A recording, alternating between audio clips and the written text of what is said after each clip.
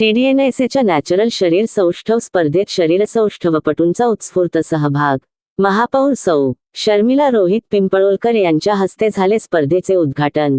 Thane. TDNSA Thane जिल्हा natural sports association यांच्या वतीने महाराष्ट्र विद्यालय, नौपाडा, ठाणे येथे नॅचरल शरीर सौष्ठव स्पर्धा, जीन्स मॉडेल स्पर्धा तसेच 50+ नॅचरल टॉप 10 शरीर सौष्ठव स्पर्धेचे आयोजन करण्यात आले. या स्पर्धेचे उद्घाटन ठाण्याच्या प्रथम नागरिक महापौर माननीय सौ. शर्मिला रोहित पिंपळोलकर यांच्या हस्ते उत्साहात संपन्न झाले.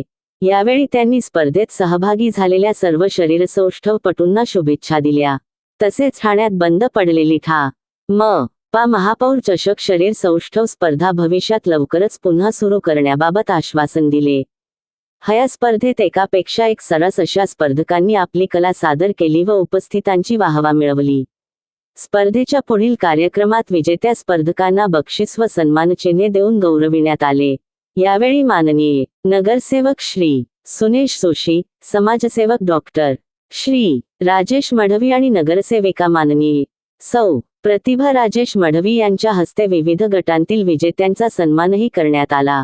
स्पर्धेच्या अंतिम टप्प्यात नॅचरल संघटनेचे अध्यक्ष श्री विनायक वामन केताक, उपाध्यक्ष श्री किरण विष्णू नाकती, डॉक्टर श्रीकांत राजे तसेच ठाणे महानगरपालिकेतील शिवसेनेचे गटनेते नगरसेवक माननीय श्री पवन काशीनाथ कदम यांच्या हस्ते किताब विजेत्यांना सन्मानित करण्यात आले. स्पर्धेचे सूत्रसंचालन श्री खायतनाम सूत्रसंचालक मकरंद सरोलकर यांनी केले. स्पर्धेचे गटवार परीक्षण राष्ट्रीय पंच व पदाधिकाऱ्यांनी केले.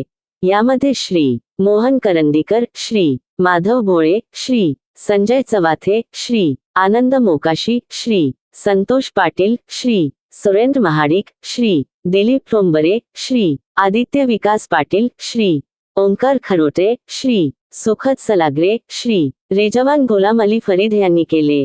या स्पर्धेला मान्यवर व ठाणेकर नागरिकांनीही उदंड प्रतिसाद देत स्पर्धकांना शुभेच्छा देत आयोजकांचेही विशेष आभार मानले. या कार्यक्रमाविषयी बोलताना ठाणे जिल्हा नॅचरल संघटनेचे अध्यक्ष श्री विनायक वामन केताक, ठाणे जिल्हा नॅचरल संघटनेचे उपाध्यक्ष श्री किरण विष्णू नाकती यांनी प्रसार माध्यमांशी बोलताना अधिक माहिती दिली व सर्वांचे आभारही मानले. आज आपली 7वी ठाणे जिल्हास्तरीय नॅचरल शरीर सौष्ठव स्पर्धा आपण इथे आयोजित केली आहे. त्यामध्ये यावर्षी आपण जीन्स मॉडेल आणि जी 50+ म्हणजे 50 वर्षाच्या वरती ज्यांचं वय आहे त्यांच्याकरता आपण टॉप 10 ही स्पर्धा त्याच्यात एक यावर्षीपासून भर म्हणजे वाढवलेली आहे आणि यापुढे ते किताब सतत होतील. स्पर्धक आपले सगळे नॅचरल आहेत. 16 तारखेला त्यांची प्राथमिक तपासणीची लागते, वैद्यकीय तपासणी आमची 16 तारखेला झाली आणि आज आता स्पर्धा झाली की ह्या स्पर्धेत जे विजयी स्पर्धक असतील त्यांना आम्ही पुढे स्टेट किंवा नॅशनलला जे पाठवणार तर ह्या स्पर्धकांची वैद्यकीय तपासणी पुन्हा एकदा राजे लॅब यांच्या मार्फत इथे घेण्यात येईल आणि त्यांचं क्रॉस एक्झामिन करून त्यांना फायनलाइज पुढे चाल देण्यात येईल.